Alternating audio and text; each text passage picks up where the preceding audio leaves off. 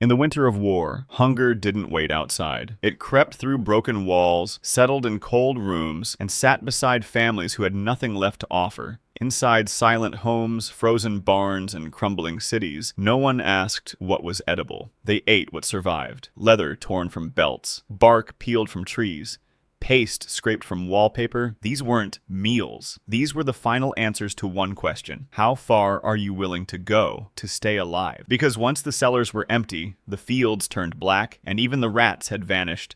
Fire became the only tool left, and anything it could soften became food.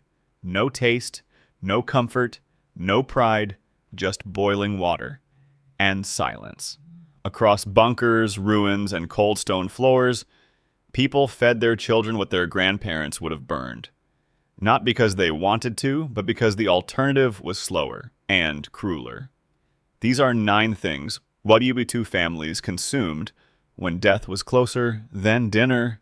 They weren't cooking, they weren't eating, they were enduring. If you think history should be remembered before it's repeated, subscribe, because comfort fades fast, and when it does, only memory will keep you standing. Number 1. Boiled leather straps. The human body doesn't care what something used to be. In war, it only asks one question. Can this keep me alive? In besieged cities like Leningrad, where winter claimed more than bullets, families turned to what remained, nailed to the floor and tied to their backs. Leather, belts, shoe soles, book bindings, even scraps from torn coats were boiled into thick, blackened broth. Not for flavor, for survival. Leather is made from animal hide, rich in collagen and protein before it's treated with chemicals.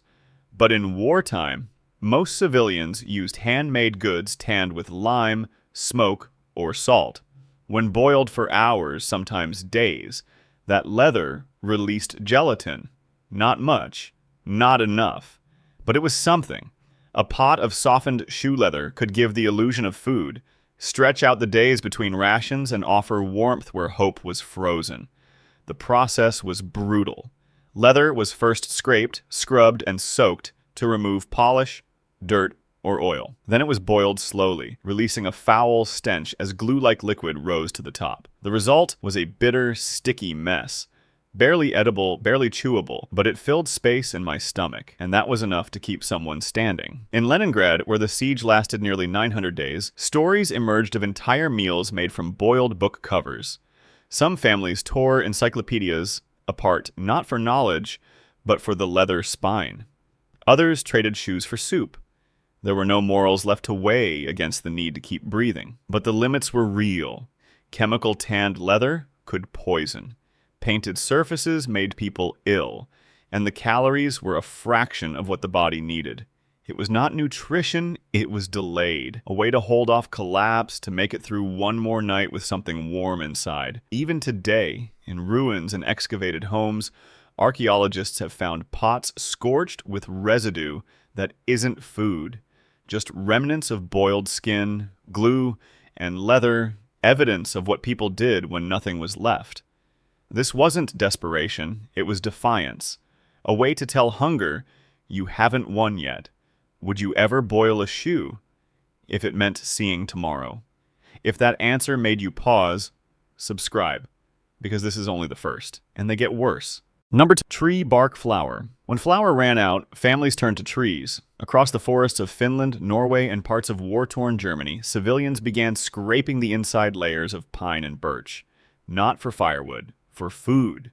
The outer bark was stripped away, revealing the pale inner layer, the cambium. Thin, fibrous, bitter, but edible. They called it famine bread. And it wasn't a nickname. It was a warning. The cambium layer was dried, ground into powder, and mixed with whatever flour could be salvaged. Sometimes rye, sometimes barley, often nothing but bark. The mixture was kneaded with water and salt, if there was any, then baked over coals or flat stones. The result was heavy, bitter, and dense. It didn't rise, it didn't nourish, but it filled a void. Some families went further. They mixed a tree bark with moss, lichen, even sawdust, trying to stretch their dough through a winter with no grain and no hope of relief. In villages where German supply lines had collapsed and Soviet aid hadn't reached, bark bread became a last resort. And then, the only resort. It wasn't safe in the long term. Bark bread lacked protein, stripped the body of energy, and often led to digestive illness. Too much of it caused vomiting or stomach cramps. But when the alternative was nothing, pain became part of the meal.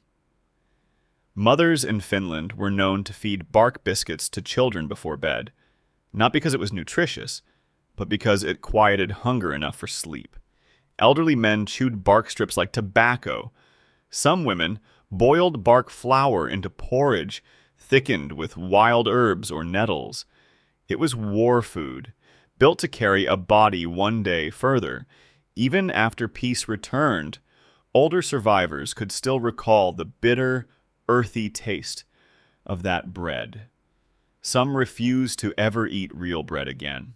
Others kept bark flour sealed in jars, for memory, for warning.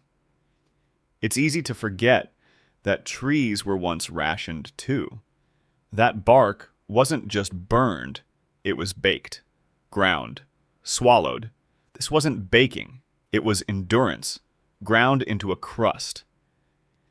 If you think you'll always have access to wheat, think again. When systems fail and shelves go dark, flour won't wait for you. Only those who remember will know where to turn, because what they ate in silence might one day save you. Number 3, wallpaper, paste soup. When the cupboards were empty and even insects had vanished, some families turned to the walls around them. In besieged cities like Warsaw and Berlin, civilians scraped wallpaper from crumbling buildings, not for warmth, but for food. Older wallpaper, especially from the 19th and early 20th century, was often glued with wheat-based paste. In desperation, people believed they could boil it down, extract the starch, and create something, anything, that resembled a meal. The process was crude. Wallpaper was peeled from damp plaster, soaked in water, and boiled until the glue softened into a cloudy liquid. The smell was acrid, the taste sour and gritty, but it gave the illusion of soup. A thin film of starch floated on top. It didn't have any flavor, it wasn't food, but it filled the stomach, briefly. Families who resorted to this knew the risks. Ink from dyes, mold from walls, chemicals from paint. But hunger has no regard for safety. And in neighborhoods reduced to rubble, the walls were often the only thing left standing, and the last thing left to eat. Some tried straining the liquid, others added wild herbs or powdered bones, but nothing could disguise what it truly was: glue and hope, boiled together in silence.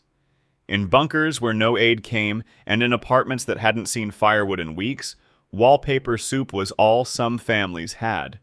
Children cried less when their stomachs were full, even if what filled them was barely digestible, even if it made them sick. This wasn't innovation. This was starvation, stripped bare. The walls we lean on for shelter once became dinner. If the system broke tomorrow, would you know how far hunger can push you? Number 4, crushed animal bones for broth. When meat was gone and fat was a memory, families didn't throw away bones. They searched for them like treasure. In war-torn villages, shattered cities, and abandoned countryside, even discarded animal bones held value. They were pulled from trash heaps, stolen from butcher refuse, or scavenged from ruins where food once passed. A single bone filled with marrow could mean another night alive. People traded jewelry, heirlooms, or tools for them, because bones meant broth, and broth meant survival. The method was slow. Bones were scrubbed clean, then cracked open with stones or heavy tools to expose the marrow inside. Some roasted them first to release more oil. Others dropped them raw into boiling water, simmering for hours, sometimes a full day. This wasn't cooking, it was extraction. What emerged was thin and greasy, but rich with the last traces of nutrition: gelatin, calcium, fat, just enough to warm the belly, just enough to quiet the hunger. Some boiled the same bones twice, Others added dried weeds, bark powder, or wild garlic to thicken the pot.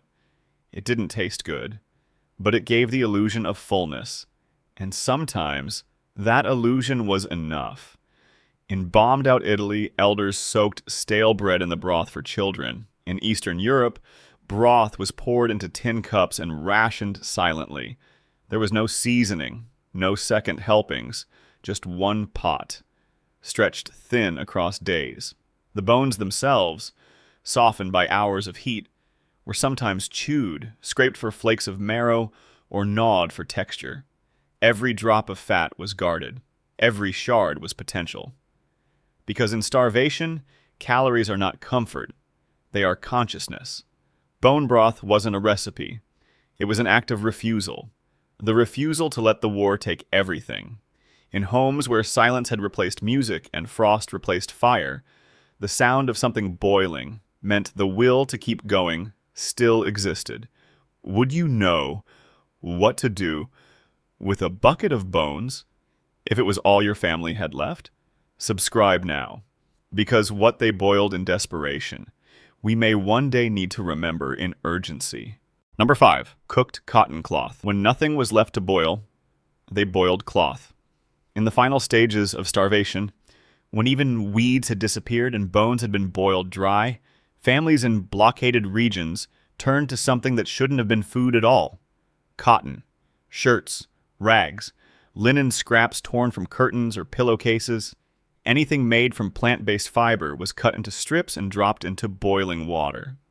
The logic was simple, even if the act was desperate. Cotton is plant material. It swells. It absorbs. And in a stomach screaming for volume, that swelling could feel like fullness, even if there was no nutrition inside.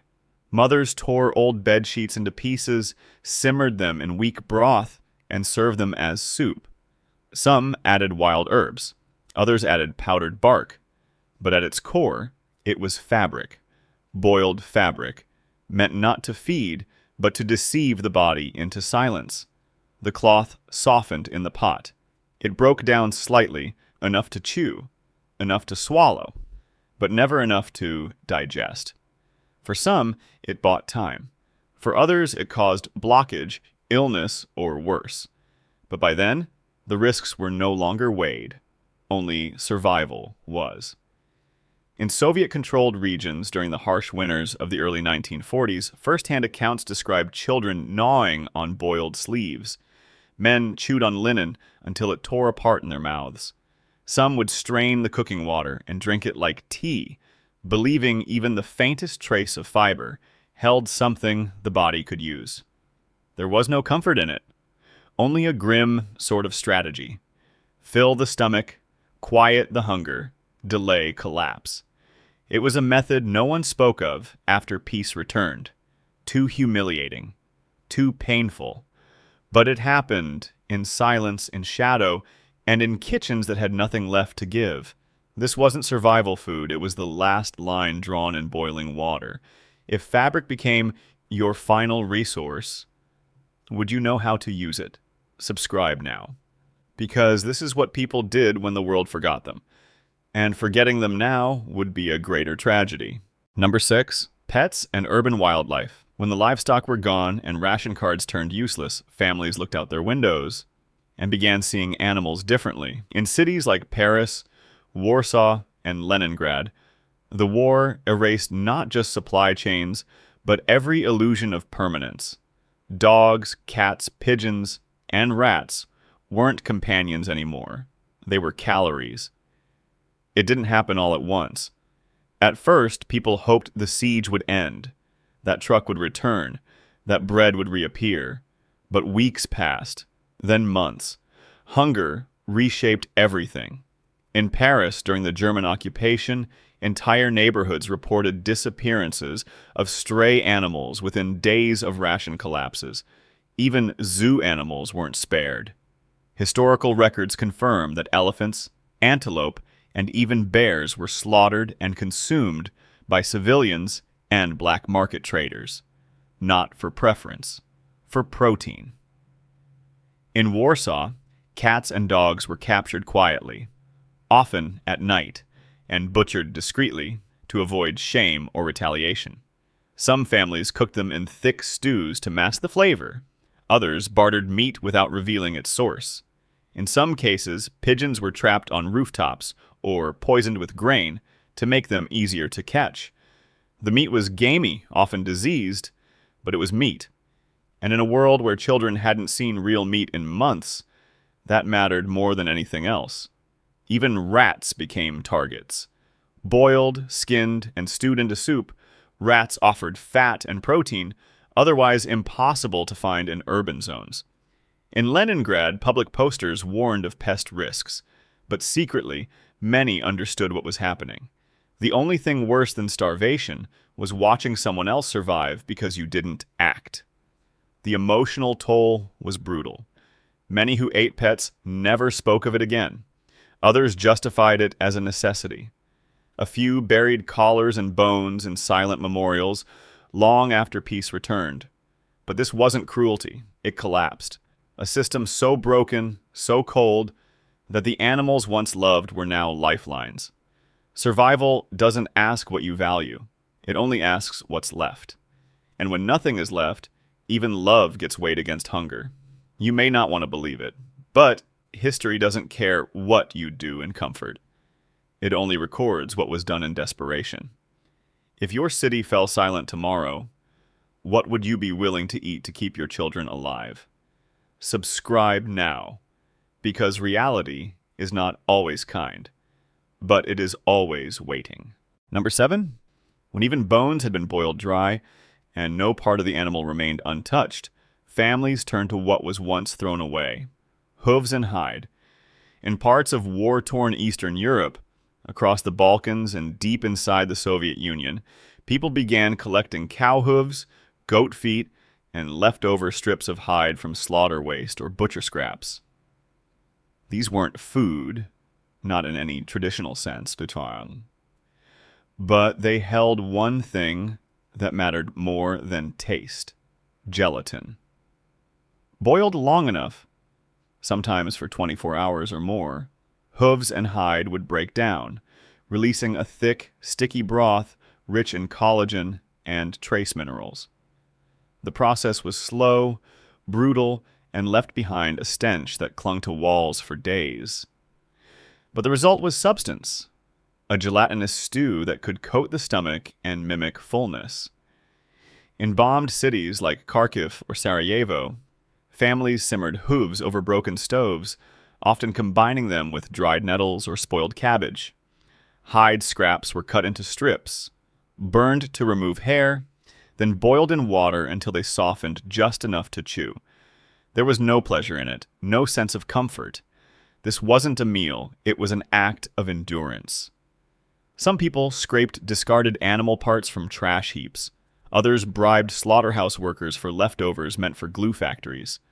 A single hoof, cleaned and boiled correctly, could feed a child for a night, offering not nutrition, but thickness, warmth, the illusion that something real had been eaten.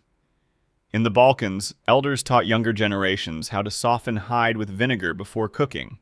In Siberia, some lined hooves with herbs and salt when they had it, desperate to cut the smell. Still, illness was common. Improperly cleaned hide led to infection. Hoof shards broke teeth, but no one stopped, because if it gave the body something to process, it gave the mind a little more time. These were not recipes. They were defiance rendered edible, evidence that survival doesn't come from comfort.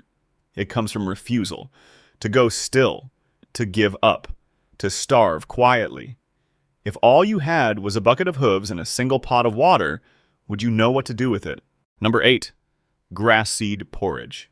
When flour was gone and even bark had run out, people looked down at the fields, not to plant, but to scavenge. Across the starving landscapes of Poland, Ukraine, and rural France, families began harvesting wild grass, not for livestock, for themselves. It started with desperation, children picking seed heads from roadside tufts, mothers gathering dry stalks into sacks. Any plant with a husk became suspect. Any field became food. The goal wasn't to grow, it was to grind.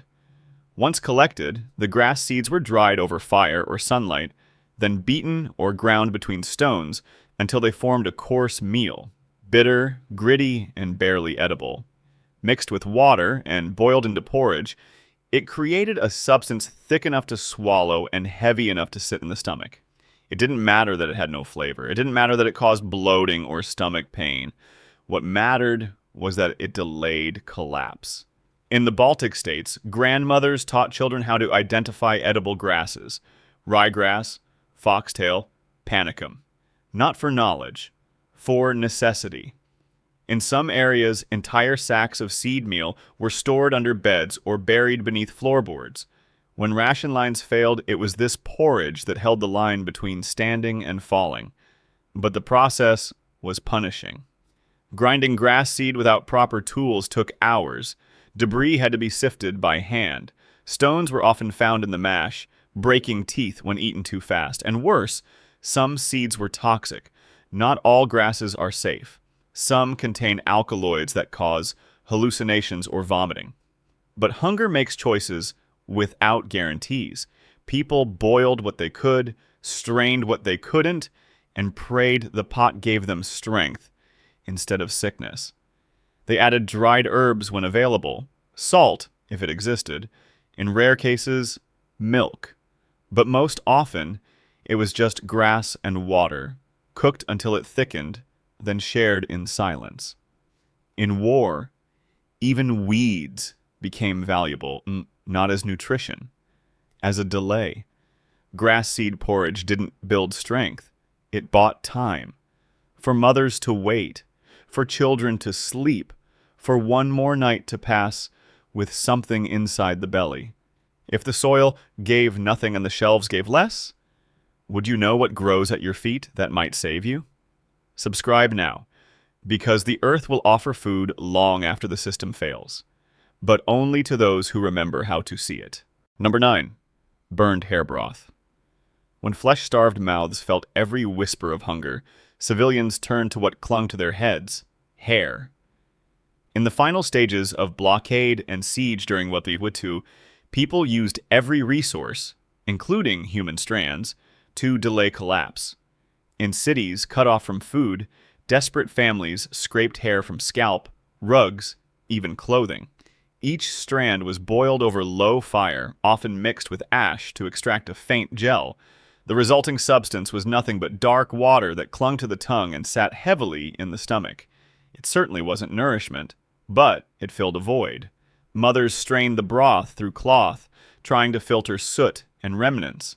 They added wild herbs or bark to mask the burn. Some stirred in powdered eggshells from the only remaining ration, all to thicken the mix into a thin, bitter soup. Children drank it quietly. Soldiers disguised it as medical tonic. But everyone knew it was a last stand against disappearance. Hair protein broth offered trace keratin breakdown, occasionally causing slight energy climbs or preventing dehydration. It wasn't food. It was memory. A reminder. When everything falls, you still can create something to reach tomorrow.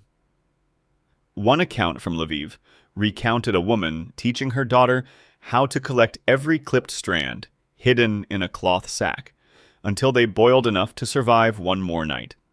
In Berlin's final weeks, black market vendors quietly traded hair broth kits, tiny pots of ashes and dried roughage, tagged tea before dawn raids. The health cost was high. Ingesting burned keratin risked nausea, renal stress, even hairball formation. But every risk was weighed against darker outcomes. They didn't do this because they were strong. They did it because they couldn't stop. These are the depths of endurance, when the body urinates color and the world's food becomes legend. Any liquid that holds warmth is worth the promise. Would you know what to do with a handful of hair if it was your last barrier between collapse and collapse? They didn't eat these things because they were strong. They ate them because they were still alive. Families across WWII's darkest winters didn't survive on recipes. They survived on decisions made in silence, tearing cloth, scraping wallpaper, boiling bark, because their children were watching. And when every system failed, and even memory felt like a luxury, they still chose to endure. These weren't meals. They were defiant. Every spoonful said, "You haven't broken us yet." Today, we scroll past warnings. We depend on lights, shelves, apps. But in every blackout, every empty aisle, every storm that lasts one day too long, you'll remember this. And when you do, you'll know what they knew.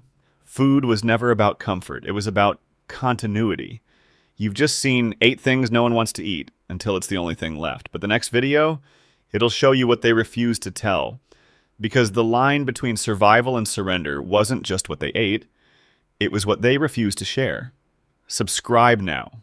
Not for content, for continuity. Because the skills they hid in silence might be the only ones left standing when your world stops speaking back.